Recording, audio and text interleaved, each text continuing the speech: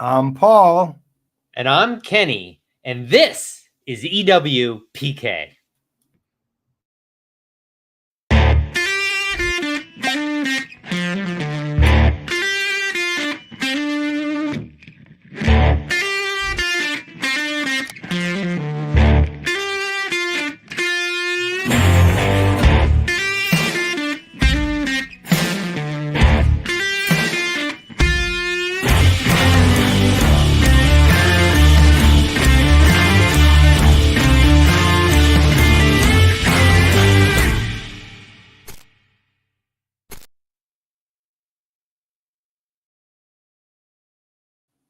Here we are again. I want to see who's going to chime in here so we can see who our loyal watchers are that are watching us over the Olympics. Yeah. I think, we demonstrate a certain level of physical acuity here and ability and what we do. I think it's impressive. Yeah, no, I mean, I know from my standpoint, I can put my glasses on, take them off, put them back on. I saw you spit a little. Yeah, that too, when I'm working hard. I know, pretty impressive, Paul. Well, what about you, though? I mean, what's the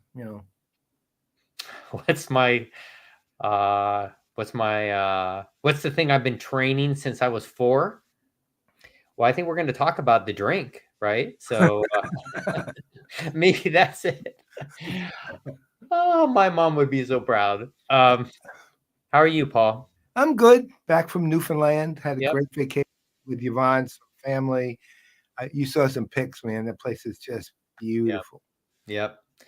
It's a place that I think a lot of people don't think about, right? When they want to travel, don't know about. So you exposing some of the beauty is good for their tourism. Come from away was better for their tourism than my video. Yes, that's true. Right. True. Say that. Yeah. So how are you doing? What's up in your life? You know what? I'm doing great. I'm just really enjoying I don't know why this year more than some other years, but I'm really enjoying the Olympics. I think, you know what? I think a lot of it is if you enjoy storytelling, if you understand that, experiences happen and then you have memories, which are the residue of those experiences. And then those memories turn into stories. And then you listen to these stories. I mean, the Olympics is just about stories to me. Besides, just incredible athletics. I really am enjoying the Simone Biles story and the, several of the gymnasts' stories. The Suni Lee, who just came over 2 kidney diseases. Come on, Katie Ledecky. I just think the stories are rich. I think it's really wonderful, and it's actually, our guest is a perfect one for this because it hits at the heart, which where I think our guest plays a lot in. You cry and you laugh. You see these incredible young kids. Like when I worked at the Warriors, you'd forget these guys on the court. They're young, and you're just in awe of what they can do in their 20s and early 30s, right? So yeah, that actually amazes me too, because I know when I'm watching, look, as a child, as a young kid, when I was in the late 50s, when I was really into the Yankees and Mickey Mantle and so on, okay, they were at that time, they were 20 years older than me or 18 years older than me, maybe. They were 24, 25. And to me, they were older. But when I was 50, they were older. Yeah. I mean, it's just, so I have really, in between, I've been lucky. I've been doing some really fantastic consulting, really thinking a lot about multi-sensory experiences and the creations there, and a lot around storytelling. And I've been doing some writing, which I enjoy. I've been watching these Olympics, and it's been really, really a treat. So, and then of course, LA, the next Olympics, summer. Yeah, Olympics. well, it's going to be crazy. I would not want to follow Paris.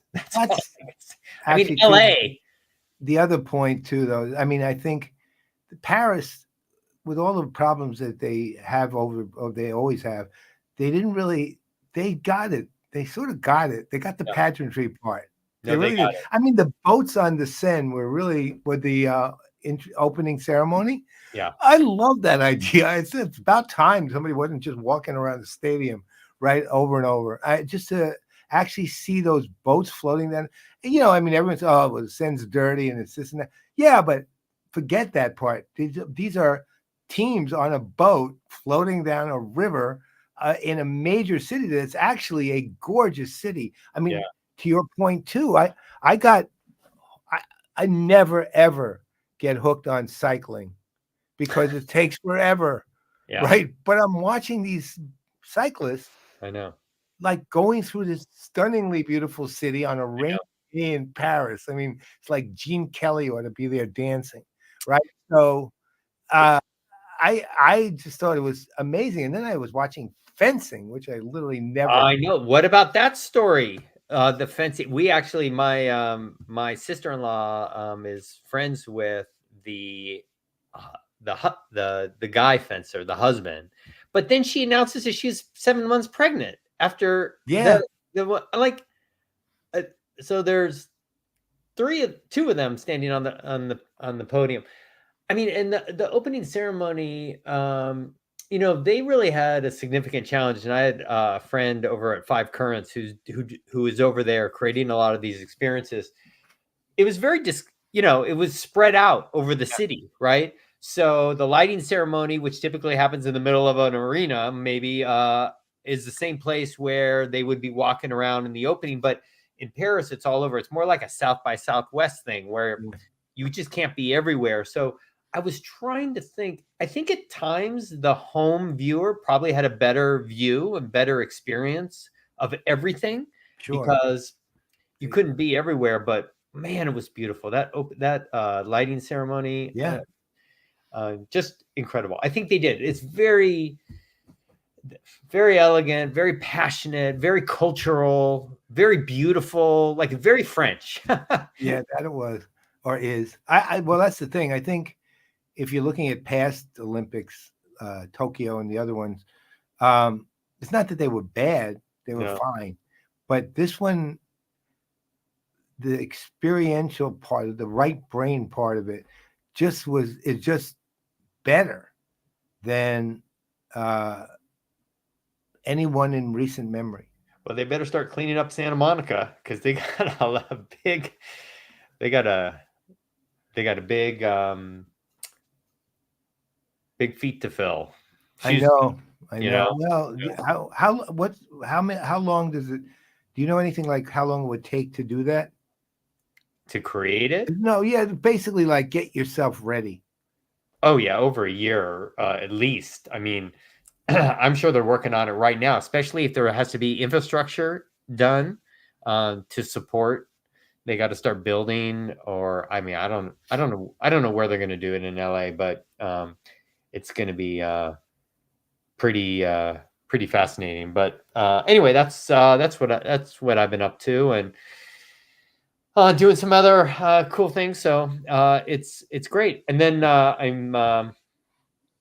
I'm also very excited about the drink I'm drinking tonight. So or do you want to? I always go first. I don't know if you want to go first, but I'm more than happy to. No, why don't you take it? I'll bring up the slide with both drinks so they see mine, but you talk to yours. Yeah. So this is there it is right there on the left. That's the exact one. Fndn from Frappa, and it's a cognac. Just a beautiful cognac. Paul, you know about it. It's a single vineyard. Cognac. It's very, what I really like about it because it's subtle and mellow. It's got really nice vanilla, but the beautiful thing for me is that it's really long lasting taste in the mouth, nice on the palate, which I really like. And because I love stories, the owners of Frappa, Frapin on the left, they've had the same land since as you said, the 13th century, since 1270. That's mind blowing. Oh, I mean, it is just so It smells so good. And I guess the other interesting thing is that because it's a grand champagne, Yep. the subsoil is filled with like crumbly, like chalk, crumbly chalk, which aids in. It's a unique thing that aids in the water supply and creating the kinds of grapes that that lead to this. I mean, they obviously know what they're doing. Anyway, just really beautiful. It's probably around 100 and I don't know, 60, 150, 160 or something like that. It's I have a bottle of it too, and it's worth every penny. It's so beautiful. Look at this. I know. Yeah, that's the other thing with a lot of cognacs is their gorgeous color, this So beautiful. stunning color. Yeah, so beautiful. And what about you? So I've got Three Keys Distillery bourbon, and the reason. Let me see here. Wait. I always have a problem doing this. There we go. Let me bring this down. So this has got a story behind it. The distillery itself was created in like 2015, 2016. But what made this interesting to me was this. So, as you know, being an analyst, I deal with analyst relations people all the time. And, oh, by the way, just I have to tell you this because you're going to have to send him a note. Chris's camera went out. So he needs to get it back up on because right now it's not there. Oh, okay. Okay, let him pop. Oh, there he is. He's back. Okay. Okay. So 2015, 2016, they created the distillery. So I never heard of it. Okay, I'd never heard of it. But as I said, I'm an analyst. I meet with analyst relations people all the time, and they don't get appreciated for the work they do because analysts are a petulant bunch. And I mean, we think we know everything. We demand that everybody listen to us. We think, look, God, you should pay attention to our advice, right? Not that we're gods. We literally tell God to pay attention to our advice. Yeah, no, right? I mean, that's how ridiculous we are as a crew. And they have to deal with us all the time. And nobody really appreciates the work they do because it's complicated. As it turned out, I was at ServiceNow's conference at Knowledge 2024 a few months ago, and I found out I knew one, Christine Randall, lived in our area. One of ServiceNow's AR people lived in our area. I've known Christine for years. Yeah. Turned out two others lived in my area too. So I thought, all right, I'll tell you what, guys, how about when I get back from Newfoundland, I take you guys to lunch at Trummer's, which is, of course, you've been, and you know what kind of restaurant it is. Yeah, I love it. Chris's camera went out again. Back again. Okay. I'll just let you know because in case you have to text them. I took them to lunch at Trummer's, the three of them, so just to show that they're appreciated. And Alyssa Houchin, who's the one who runs AR, brings me this bottle. Turns out this is her husband's distillery. Okay, so it's an award-winning distillery, double gold at San Francisco, and that it won at the Ultimate Spirits Challenge last year. Scored 93 and also won a gold. It's been one of those things. I have yet to open this bottle, so I'm opening it now. It's cask strength. It's small batch. It's aged 4 years, which means it's relatively raw. Yeah. Right? And it's 116. 116.8 proof. So we will see what happens here. So here we go. Popping it. I'll let you know. And I, of course, got my favorite glass without any question. Surprise. No, I will tell you this. The bouquet here, it's nice, powerful, and it's really nice. Wow. Shocking. I mean, it's like hits you in the nose immediately. Shockingly hits you in the nose. But at the same time, it's a lovely, I don't even know how to describe the smell. Not vanilla, not caramel, not either of those. And it's rounded. I can tell you that much. It's a very rounded smell, but I can't really describe it beyond that. So let's see what it's like. I wish I could taste it. Here. Oh, thank you. Can't we do that yet? I know. Someday soon, we've got to be Oh, able. I'll say this. Flavorful. Yes. Very, very. If you think of a Maker's Mark type of flavor, the classic bourbon, not super complex, but really nice taste, it's that. On the other hand, it's 116.8 proof is definitely 116.8 proof. Yeah. The finish is still ripping my mouth to shreds.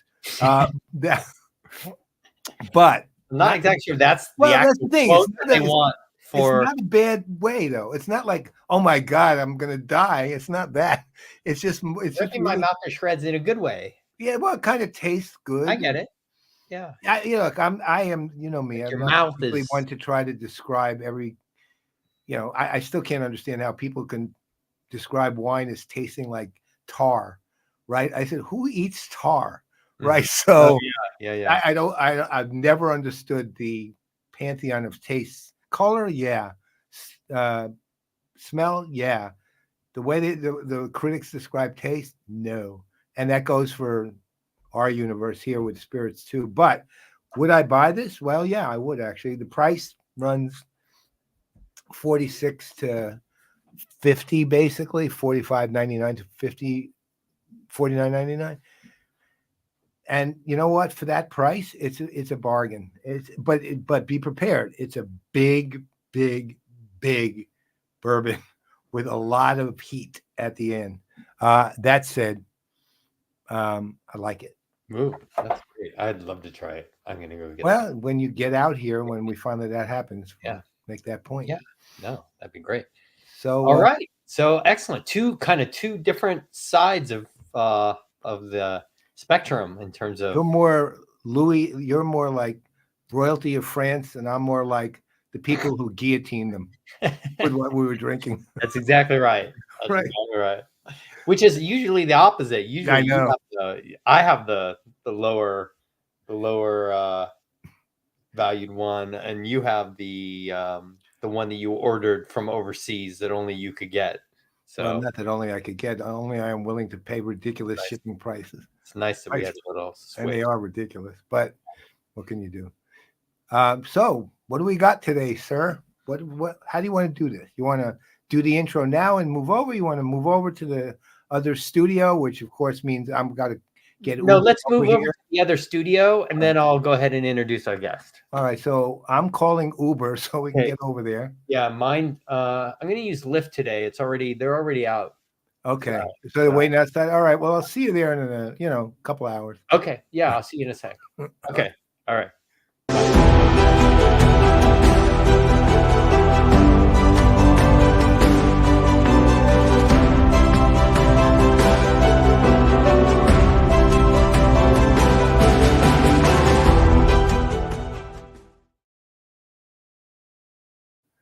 Sorry, man, I hit traffic. Jeez, I'm always waiting for you, Paul. I don't know. Every single time I'm in DC, what can I tell you? Yeah, I know exactly. Well, we, so we on this show, for those those who've been watching, I don't know what episode number this is, but we've had quite some incredible people on this show. 14. So we've had chief justices, we had chefs, we've had people that have created, amazing things for the United Nations. We've had artists. The main thing is that we talk not so much about what people are doing in their job, but who they are. And this is one of the reasons why I'm so excited. It's Chris, to have Chris on. So Chris, I met just a little bit about Chris, and then we'll bring him on. So Chris, I met originally when I was at the Warriors, when he was the director of a United Nations Foundation campaign called Nothing But Nets, which was really to combat malaria. And he had recruited Steph and Curry, I think back in 2011, like before maybe Steph was Steph, but he was still Steph. And then we integrated part of the Nothing But Nets into the gameplay. Every time Steph hit a free throw, there was a donation made, and it was really incredible. And I got to meet, work with Chris then, and start to see what kind of person he was. And then he became CEO of the Starlight Children's Foundation, which was doing just incredible things, helping seriously ill kids in hospitals improve their lives. I was especially interested in the way they were using virtual reality. Incredible work they did. And then most recently, as some may know, he's president and CEO of Stephen and Ayesha Curry's foundation, Eat, Learn, and Play, which is really looking at improving the lives of kids in Oakland and the Bay Area and around the world. So, but more importantly than what he has done is that he spent over 2 decades of experience of his time in the nonprofit sector.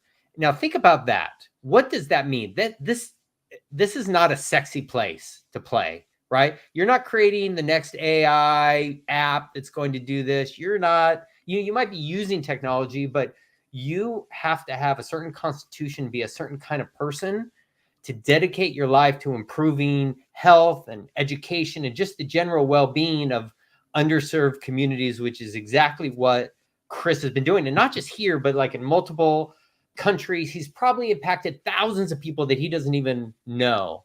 And you'll get to know him as just someone who has an adventurous spirit and a very loving spirit, and basically has dedicated his life to helping, those that need help, which sounds like exactly the kind of person we want to have on the show. So, Paul, if you could bring in Chris Helfrich, that'd be great. Hey there, Chris. I'm here. Good to be with you guys. Hey, Chris. So wonderful to have you here. That, by the way. What? I can live up to that intro. Yeah, Kenny's always been a fan of mine, and I'll take that any day. Yeah, Kenny, it's great to see you. You are way too kind. No, the way that you put it, I want to run this back from my wife so that she maybe appreciates appreciates me a little bit more. But it's great to see you, and thanks for giving me this opportunity. No, it's really wonderful. You should save the recording to when you need it, like with your wife. Like, just hang on to it until you need to get some of those points. Brent. I guess I just want to start. I mean, you obviously look at like, even a career doesn't even sound right, but you look at the space that you've moved through, the people that you've touched, and everything that you've done. I think I don't know if I've ever really asked you, and I know you and I, last time I saw you, we were sitting on your deck and we were just talking about a whole bunch of other things, but like, did you feel like early on it was a calling that you were going to be drawn to this? Or did you find yourself surprised in a situation of how much you enjoyed doing that and it became obvious to you? Or was it even less deliberate than that you started to step into serving those that need help? Yeah, I mean, it's a little bit of all of that, right? Like I did, through high school and definitely through college, I probably, like a lot of people that age, like woke up to the world around me, and I did recognize, early 20s that, I was motivated more by mission than anything else, right? But falling into it from a career perspective was probably more luck than me being super wise as a 21 or 22-year-old. But when I do look back on it, Kenny, it was like I can so clearly draw the line back to my parents, right? Who, like just a handful of years before I started my career, they had, over the course of 3 or 4 years, adopted 3 kids into our family, all from difficult circumstances, to say the least. Wow. And I mean, looking back, it was seeing the sacrifice that my parents made. My mom, in particular, right, because she was the day in and day out, that point person, right? But also my dad, who added years and years onto his career, right, to make sure that these kids had, all of the access they needed to overcome obstacles and reach their full potential, right? And so, sort of seeing the sacrifices that my own parents made. In the moment, I probably didn't realize that they were influencing me as much, but looking back, that was absolutely probably the key, the key thing that led me down the path that I'm at. Also, I'm originally the third of four kids, four boys, and now I'm the third of seven. My older brothers definitely went in different directions for me. And there's always been a little part of me growing up that's like, figure out your own lane, figure out how to do your own thing. And,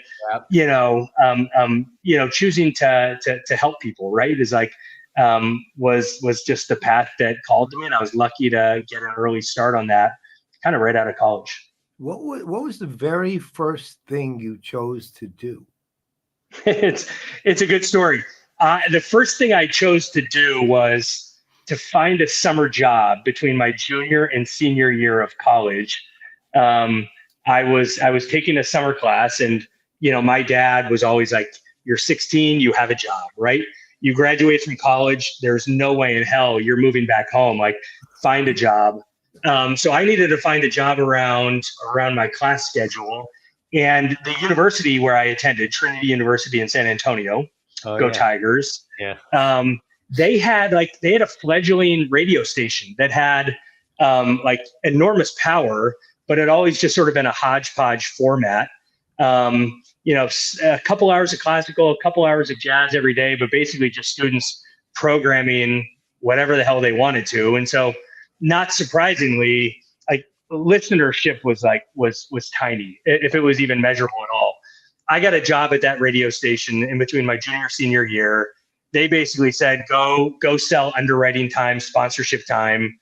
And what I didn't know at the time is they were setting me out on a fool's errand. Nobody had ever been able to sell sponsorship time to a radio station that nobody listened to. So what I didn't know, right? I ended up going out there that summer and, selling not hundreds of thousands of dollars worth of spots, but definitely $50,000-$60,000 worth of, radio time to a radio station that nobody listened to. And that was, and I didn't realize that made me the GOAT of KRTU all-time fundraising. So my senior year, Trinity almost sold the radio station. There was a little bit of a student movement, but instead the university president at the time decided, nope, we're going to hold on to the radio station, and we are going to make this a real jazz radio station. Oh. Only one of a couple jazz radio stations, not smooth jazz, but real jazz in the country. And so, based on my performance in a part-time role that summer, they were offering almost no money. And they said, and this is 2003, would you want to come in and help to launch this jazz radio station? And so it was that or do sales for Marriott. And it was all right, yeah, we're going to do this. And the whole deal was, we're going to have the station operations guy, and the music guy. And then we need you to figure out how to make this radio station self-sufficient within a few years. Right. Because the university didn't want to keep just sort of, funding this thing. Right. And so that was my first job. Turnaround. And it was awesome. And I'm happy to report that, 22 years later, the station is doing great. KRTU 91.7, way bigger than it was back in my day. But still again, jazz. It's still around. It's still a jazz station. And, I love jazz and I appreciate jazz. But, I think what really stuck with me was that this became this community institution while I was there. Tens of thousands of people picking up their head, being like, "Oh my gosh, this city has a jazz radio station," and being able to play this pivotal role in bringing happiness, bringing a little bit of culture to San Antonio, that stuck. As did some of the partnership building and fundraising skills that I developed there that have sort of been part of the through line of my career. it seems to me that you naturally have the ability to clearly have that level of emotional intelligence, and the ability, I mean, which is demonstrated, I think, back in the selling air, right? Of which had no value, even less value than normal air, because the radio station wasn't producing anything really impressive. But this ability for you to enroll people, to bring people along, to create a movement, right? To create not only like vectoring, but actually like direction and energy, was probably something that came very easily to you. You probably didn't even know, but that now clearly shows up in almost everything that you do. And again, not just in terms of fundraising and everything, but how you lead teams, right? How you build relationships within those teams. Like, I just think there's a lot of lessons that we can learn both in our individual lives and especially in our corporate lives, of how important those sorts of things. And I'm not saying everything is always glorious, but there are those that are better at, boys in the boat, right? Let's all paddle in the same way at the same time for a mission, right? Not unlike the Olympic teams, right? But it seems like you had that from the very beginning, maybe without even knowing it. Maybe again from your parents. I don't know. Yeah. Thank you for that. There is a little bit of that. I think a couple of the things that, that I've come to learn about myself, I've got a lot of weaknesses, right? Like, there's a lot of things I'm not good at, but being able to bring passion and imagination to the work that I do have been like sort of key pieces for the success that I've had. And one of the things I've also had to learn how to do is just be a good listener, right? You can be a lot better leader. You can be a lot better at what you do if you truly understand the passions, the needs, the considerations of people around you. Well, I noticed from your bio, since today's the first day I'm meeting you, but I told Kenny actually before the show, I said, well, I haven't met him, but he has a beautiful smile, right? Which is which is the one thing I could figure out by seeing your picture. But the one thing that I've noticed is you seem to have, and this is from history, I guess, it seemed to have a very strong sense of, I'll call it grassroots community organizing. I'm an old political leftist from Saul Alinsky's days, so to speak, a little bit after that, right? So can you elaborate on that? Because that's sort of apparent with everything you've done. Yeah. Can you talk to that a bit? Because I think that's extraordinary, and it's rare to find somebody with that actual grassroots level real sense. It makes it work at a global scale too, which is it's interesting. I mean, I do think that like what I talked about with passion and imagination, like I think that those are key to sort of tapping into what's going to get people excited about being a part of something, right? And how can we build something that people want to be a part of? Like Eat, Learn, Play. In our first 5 years, it's been a wild experience of building this community from nothing. Now, granted, having Ayesha and Stephan right there is key.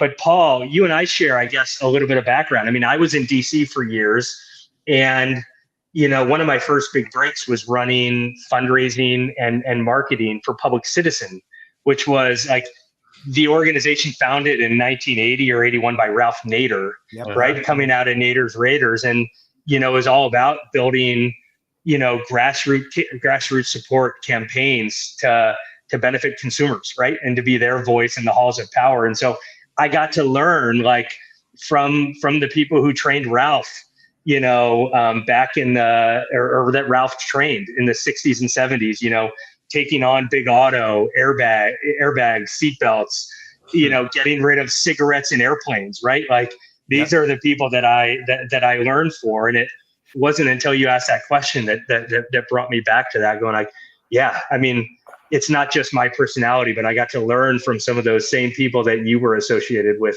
I was way back actually when. more associated with the weatherman, but Yeah, I no, was I'm not. I wasn't involved with those guys. I was, but that said, the other thing I know about Public Citizen, because I remember them quite well, is they were really good at. So on the one hand, they produced the material that they had to produce, but they managed to. I guess the best word is they could blanket a community with it without feeling like the community was drowning in it. Meaning the coverage they had. And that was something I always thought about, is because, ultimately, even though it's local and community specific, you're a global or at least a national organization. So you have to know how to scale while you retain a local presence. And what Nader and company did was they understood how to produce high volume, good quality materials without drowning people in it, right? And got it out at the right level. I was more radical than Nader was, but at the same time, I appreciated the organizing because it was very well run at this level, right? And Yeah. that to me was kind of brilliant at that level. Yeah, and I believe that we were fighting for the right things, righteous things, right? As I left Public Citizen, more than almost 15 years ago, I did make a pivot, right? Like, those were more partisan activities probably. And I'd say what sort of defines the last 12 or 13 years of my career, and definitely at Eat, Learn, Play, is thinking of myself and thinking of these organizations that I've been lucky enough to lead as kid partisan, right? Like that is absolutely what guides so much of our day-to-day activities and our overall strategy, like being relentless in our pursuit of trying to stick up for kids and making sure that they have the best support, the best opportunities that they can. Oftentimes trying to obviously reach kids who are underserved, right? And who do need that village around them, like Ayesha likes to talk about, to be able to have as great a childhoods as possible. So it's moved from partisan in the political sense to being kid partisan and being relentless in trying to make sure that this next generation has what they need. Hey, Chris, did you want to move to another location, or are you okay? Oh no, that's good. You're looking at the text chain. I sent that 30 minutes ago. Yeah. Okay, good. It's summer. We have air conditioning problems, and I've got 3 kids running around, and so finding a cool, quiet corner of my house is sometimes a challenge. Yeah, well, good. So I'm curious, in your career, what are some of the most, I guess, impactful moments for you? I'm sure you have seen some incredible things. I mean, I do believe that there's probably a lot of incredible that you have made differences in people's lives and kids' lives around the world that you will never know, right? We know that. People who are great leaders, that happens. It's a blessing when you might find out. Someone might tell you, you might identify. But I'm curious to know, what are a couple of the things that have happened over your career where you're like, wow, I made a difference, or I didn't expect that, or wow, this touched me in a way that I wasn't expecting. And I now again know that this is the right place where I need to be. Oh man, that's a big question. I can think of a couple quickly. One of them was 2012. I led this anti-malaria organization, Nothing But Nets, and we had some good success sending millions and millions and millions of like these, life-saving bed nets and other malarial, prevention and treatment tools to, a lot of the most vulnerable kids and moms in particular in sub-Saharan Africa, right? When we started this thing, a child was dying every 30 seconds from a mosquito bite, right? Despite it being preventable. But we ended up in the Horn of Africa, in northern Kenya, on the border of South Sudan, in the Kakuma refugee camp in May of 2012, distributing nets in this area where malaria was rampant as all these refugees streamed over the border into Kenya from neighboring South Sudan, which was a brand new country, war-torn, all the things. And maybe this story registered because the U.S. and Steph played South Sudan today. But the families that we met, the moms that we met, the kids that we interacted with, it was hard not to just be devastated, right? And not to come away just feeling frustrated by the inequality of it all. Like, that I'm where I am is kind of a roll of the dice. But there was this one mom, her name was Akal Dang, who, as we were meeting with her and her family, she said something, she goes, I would do anything to have your problems. It was like, and so not just from a career perspective, from a life perspective, like that echoes, that reverberates in my brain weekly, if not more often. Just like, when shit goes wrong here, there's some perspective there. There is also like fast forwarding to Starlight Children's Foundation, where we created and led all of these programs to, kind of help transform the hospital experience for seriously terminally ill children. Like, we launched 2 programs. One of them was like a redesign of children's hospital gowns to be, soft, comfortable, put the ties down the side instead of down the middle of the back, so kids' butts aren't hanging out. And like getting all of these great partners like Disney and Lucasfilm to donate IP for these hospital gowns. And then doing the same with virtual reality, right? Where we dreamed up this idea, like, what if we could scale virtual reality with Google so that for kids who are stuck in the hospital for weeks or months at a time, or for kids who are going through painful procedures and where they don't want to be continuing to just like, loading these kids up on painkillers, how can we teleport them anywhere in the world or the universe or beyond they want to go through the magic of VR?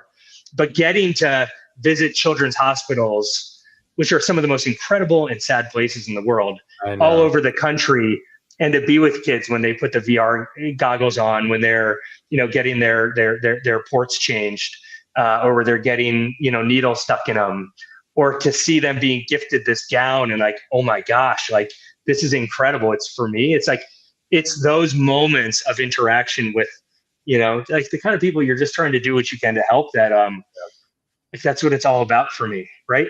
And there's been countless examples of that over the last 5 years, at Eat, Learn, Play, but it's gratifying and just leaves me feeling like overwhelmingly lucky to get to do what I do.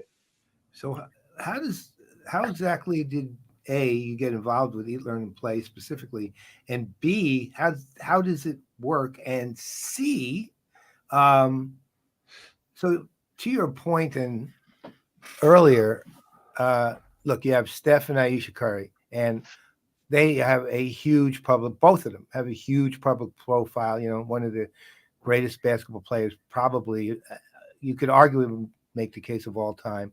And I will make that case. Yeah, no, and so will I. Actually, you have everybody. Oh, it's Michael Jordan, and that's all right, which probably is true. But even so, yes. You get the point. But Ayesha too. She plays a big public role. She's out there. She is second to none on that level, and at the same time, they live a life that's they're well off, and yet they keep a perspective. So question 1 is, how did you get involved? Question 2 is, how does the foundation work? And question 3 is, how do they keep that perspective given that the life they're leading and the people they're trying to serve are leading a very different life than they are.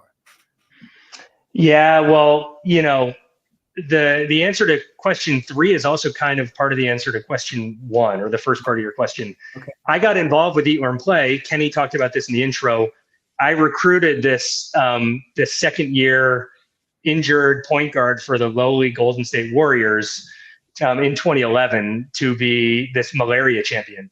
Because candidly, like in 2011, we were not going to get Kobe or LeBron to plant their stake on this issue of malaria.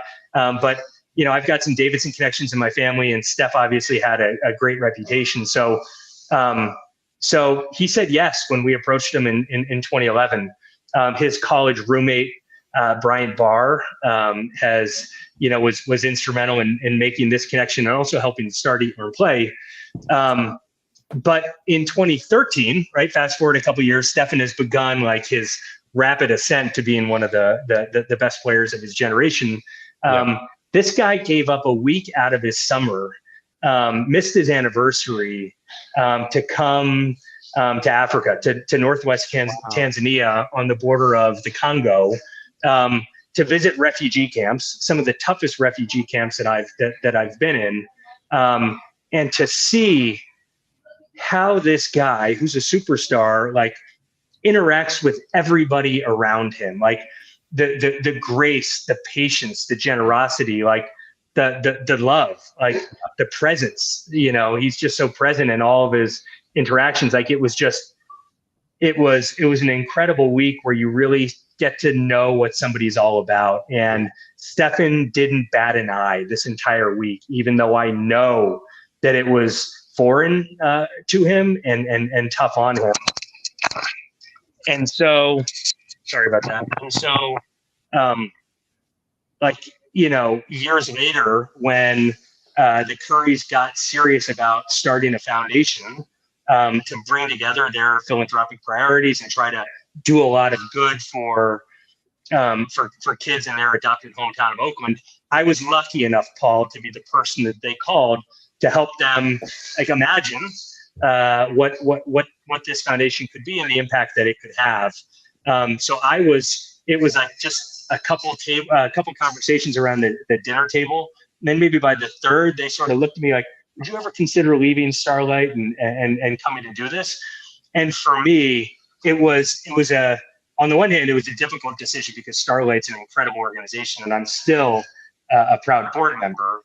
But on the other hand, it was so easy because to be able to build this foundation alongside two of the all-time great people and to leverage like their unique assets to do good at scale, like that was too good of an opportunity to pass up. And that's been like, that's sort of been the approach for the last 5.5 years. It's like, to think about how we work, we bring a lot to the table. We bring like an amazing convening and partnership building, I don't know, we bring those skills to the table, and we've done a lot of listening, all of these things that, it's just every day waking up going, how can we play the best role in benefiting this generation of kids in Oakland? And for me, it's like, this has been the all-time gift of an opportunity. Yep.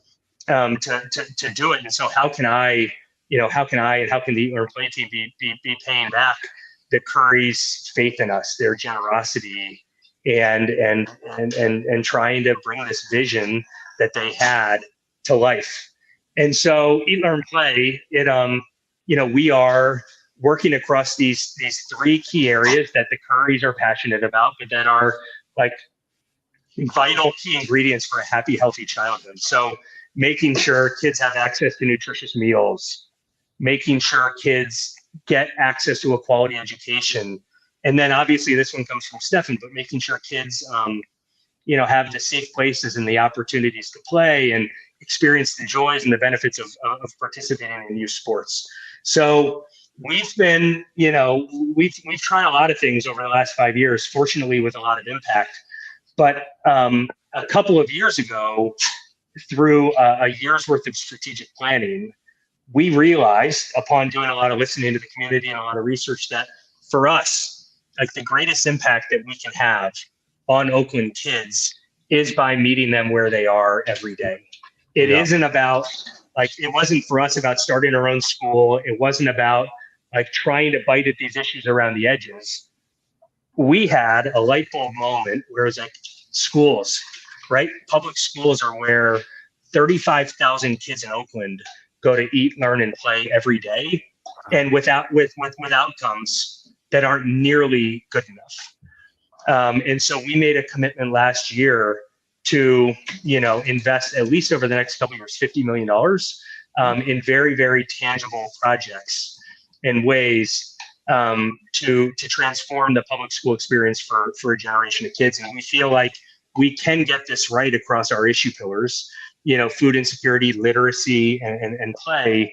And if we can get it right in Oakland, then our ability to be influential on a national level will be there. But it's like, get the job done first. Yeah. And so we are laser focused on supporting Oakland kids. And our not so secret weapon is the Currys, right? They are involved in every aspect of the foundation. They underwrite all of our overhead and operations expenses so that 100% of what comes in goes right back out to the kids. And hopefully you can like hear the excitement and passion in my voice 5.5 years later. Like, we're on to something. But as Stephan always talks about, like, we're also just getting started. Well, I wore the appropriate shirt for you, just so you know. I like that. Well, being that I live in Oakland, and I have a lot of my friends are in public schools in Oakland, it's just absolutely incredible. I mean, the ability to actually make a difference, and then look at how to take this model right out to other places in the U.S. and around the world. It just seems like an amazing way to spend your life. And at the end of the day, and I was I don't know, like, how is, you have kids, right?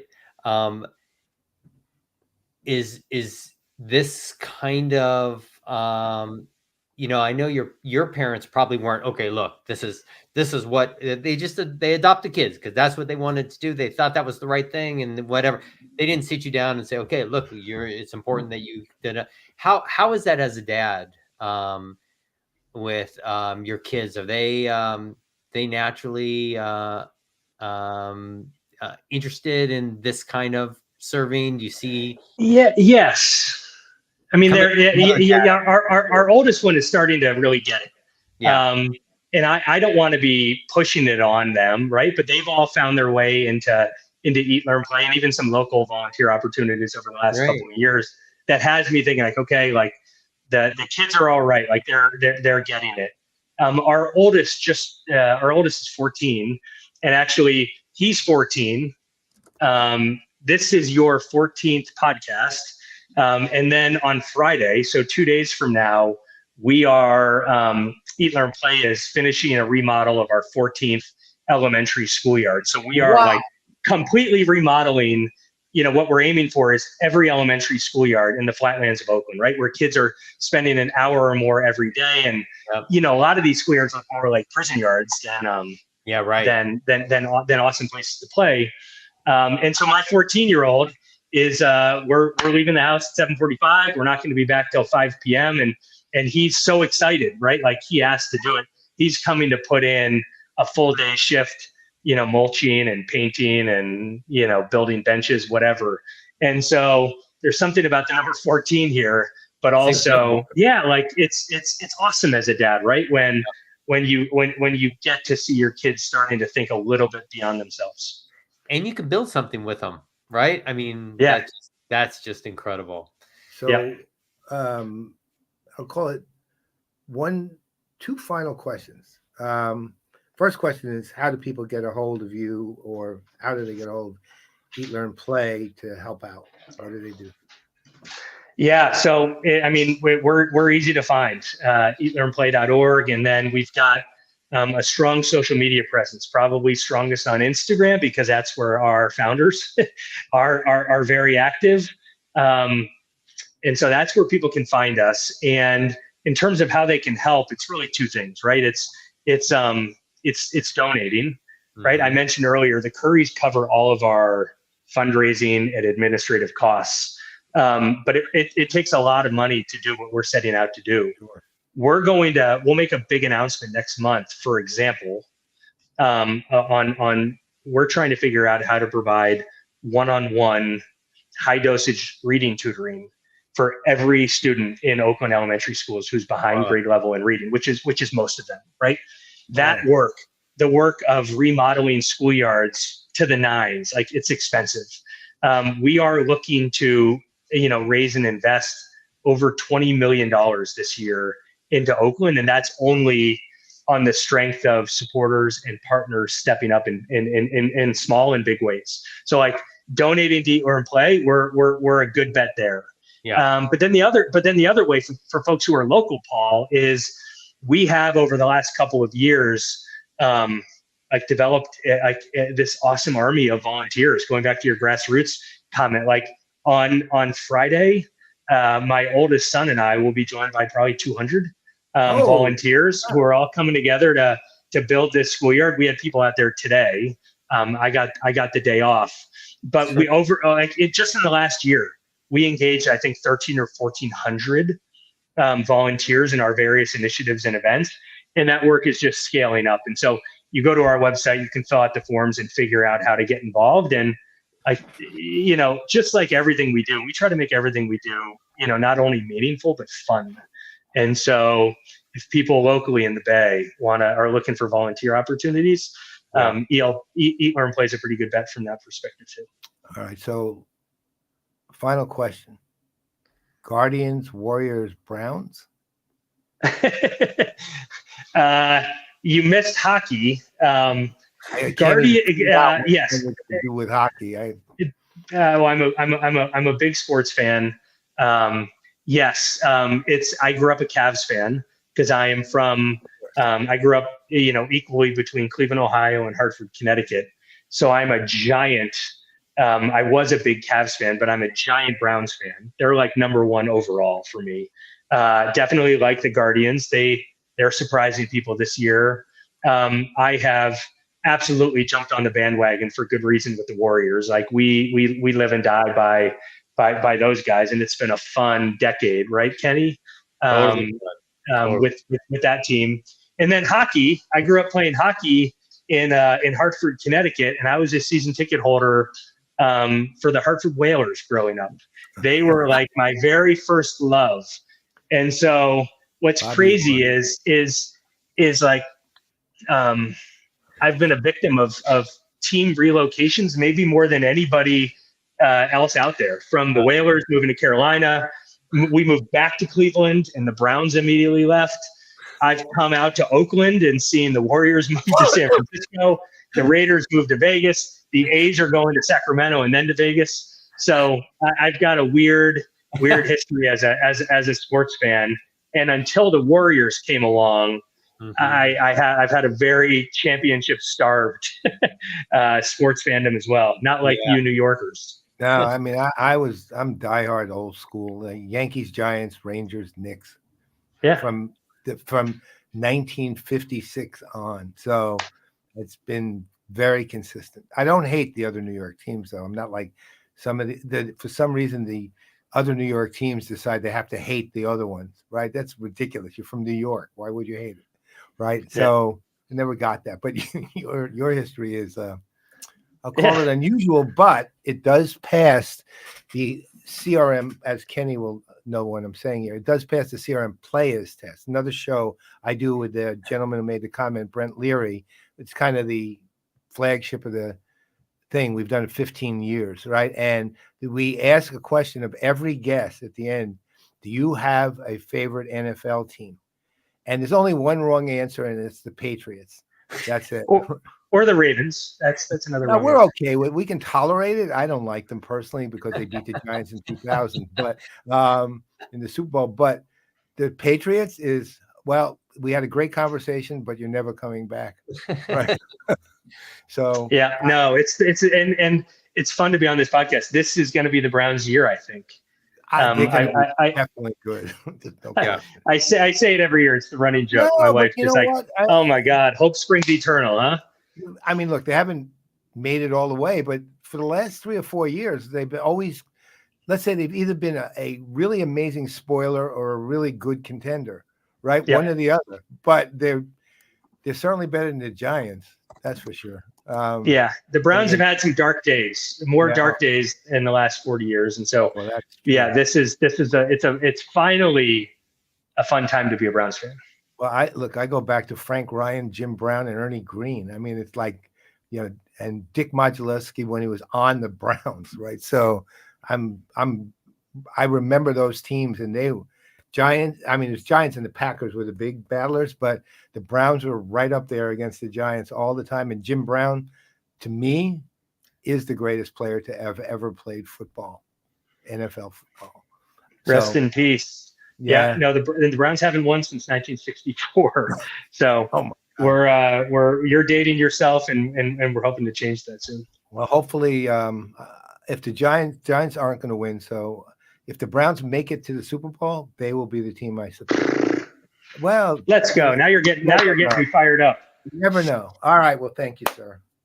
Thank you so much for today. I mean, look, I didn't meet you till today, and I had very high expectations because of Kenny, but you exceeded it somehow. Yeah. And I'm a New Yorker, man. I'm a cynic by nature, but you managed to exceed my expectations based on the high praise that Mr. Lauer has been giving you for months and months. You're doing the good work. You're doing the good work, Chris. And Kenny, thank you. Like, Kenny is one of those people that I've met over the last decade. It's just, who, he's rare in the best ways. And Kenny, your passion, resonates, and anything I can do to support you or be a part of what you're a part of, I'm all in. Thank you, Chris. I appreciate that. And good luck with everything you're doing with Eat, Learn, and Play 14, the number of the night. And I look forward to seeing you again, Chris. Come on out on Friday. Yeah. You know what? Maybe I will. Yeah. Yeah. You know what? I will. I'll see you on Friday. Can't wait. Right. Okay. Thanks Chris. a lot, guys. All right, guys. Thank you so much. And he's amazing. I know. I love him, man. I do. I love the guy.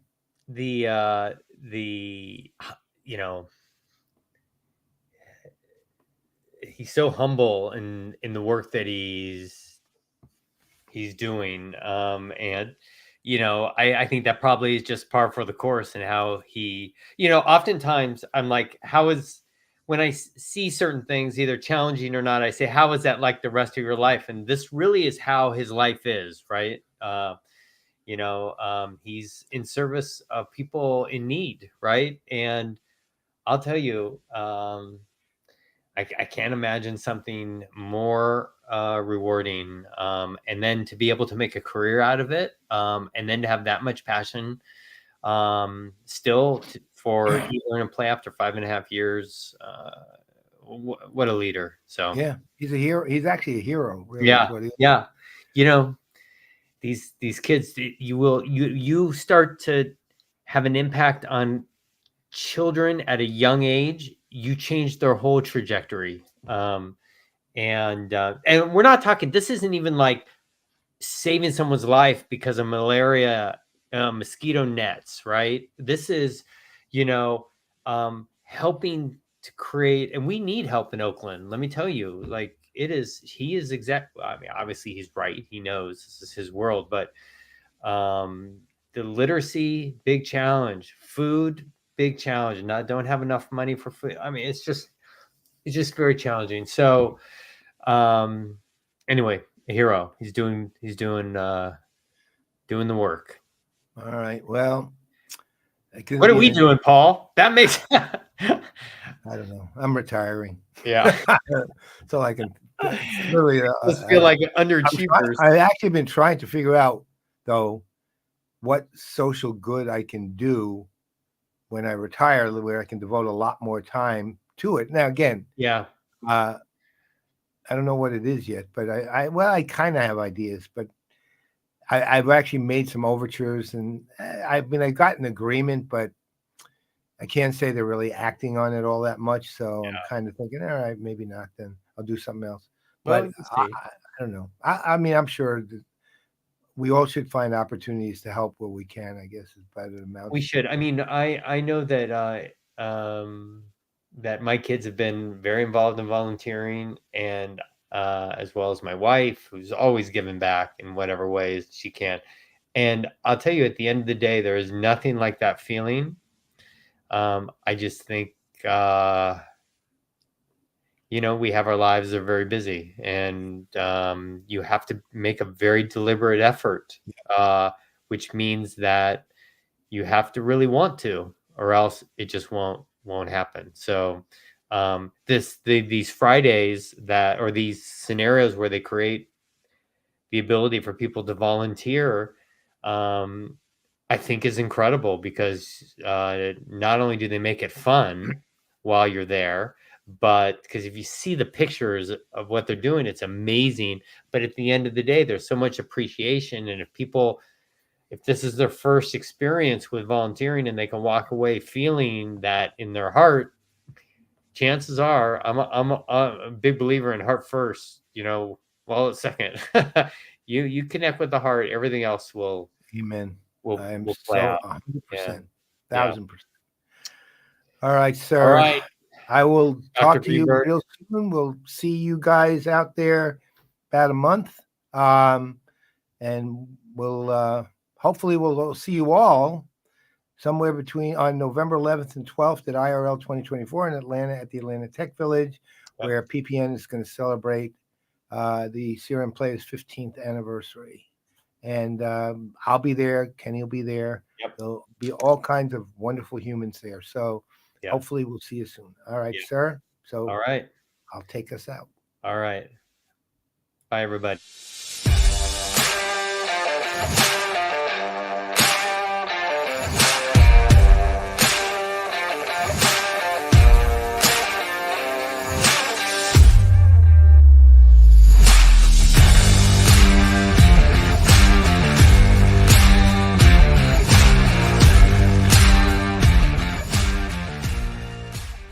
This has been a Players Productions Network digital broadcast.